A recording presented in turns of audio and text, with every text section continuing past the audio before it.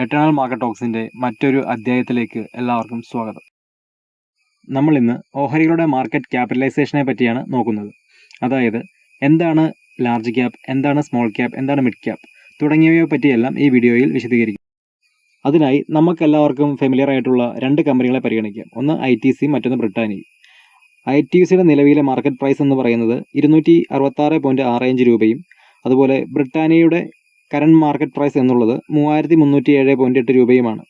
ഇവയിൽ ഏതാവാം വലിയ കമ്പനി? അത് മനസ്സിലാക്കുന്നതിനായി നമുക്ക് വീഡിയോയിലേക്ക് കടക്കാം.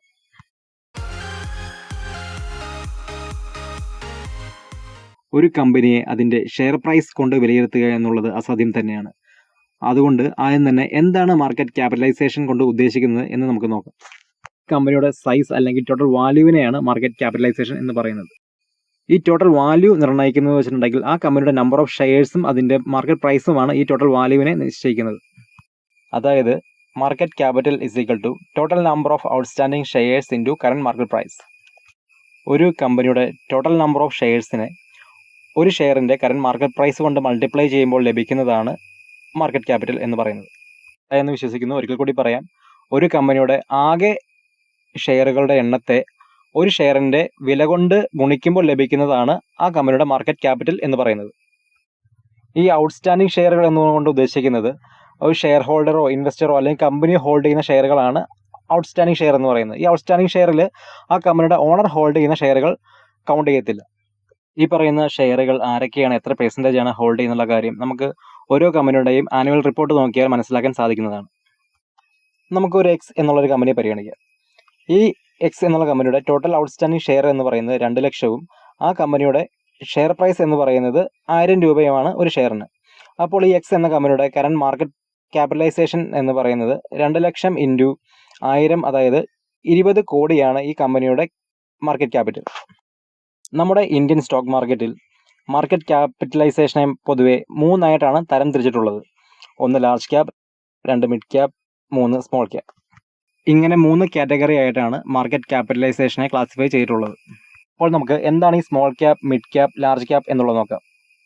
അതായത് ഒരു കമ്പനിയുടെ മാർക്കറ്റ് ക്യാപിറ്റൽ 5000 കോടിക്ക് താഴെയാണെങ്കിൽ അതിനെ സ്മോൾ ക്യാപ്പ് എന്നാണ് പറയാറ്.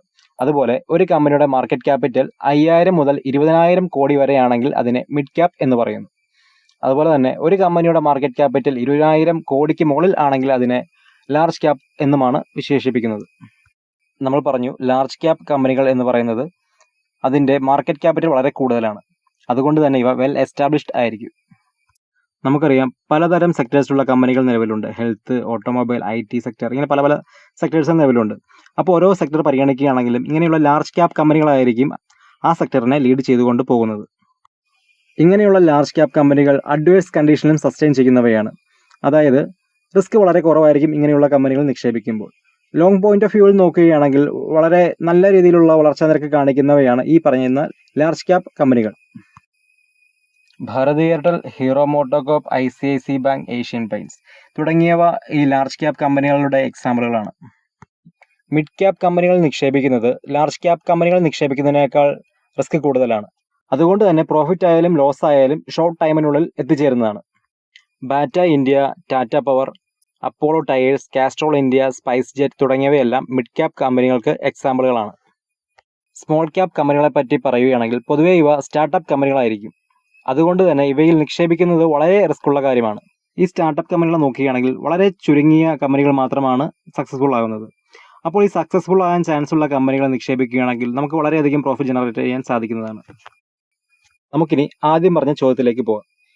ഇവയിൽ ഏതാണ് വലിയ കമ്പനി, അല്ലേ?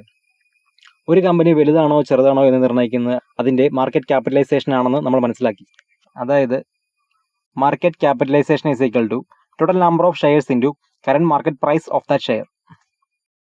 അപ്പോൾ നോക്കാം, നമുക്കിവിടെ ITCയുടെ ടോട്ടൽ നമ്പർ ഓഫ് ഷെയർസും ലഭിച്ചു, അതുപോലെ ഒരു ഷെയറിൻ്റെ പ്രൈസും കിട്ടി.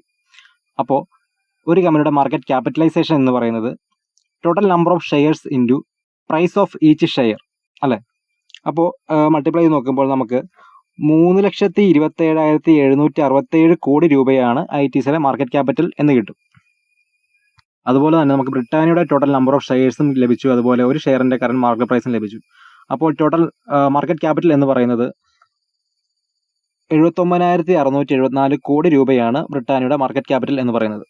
ഇവിടെ നമുക്ക് മനസ്സിലാക്കാൻ സാധിക്കും ITCയുടെ മാർക്കറ്റ് ക്യാപിറ്റലാണ് ബ്രിട്ടാനിയയുടെ മാർക്കറ്റ് ക്യാപിറ്റലിനേക്കാൾ കൂടുതൽ. അതുകൊണ്ട് തന്നെ തീർച്ചയായിട്ടും ITC ആയിരിക്കും ബ്രിട്ടാനിയേക്കാൾ വലിയൊരു കമ്പനി. അപ്പോൾ ഇതൊക്കെ തന്നെയാണ് മാർക്കറ്റ് ക്യാപിറ്റലൈസേഷൻ കൊണ്ട് ഉദ്ദേശിക്കുന്നത്.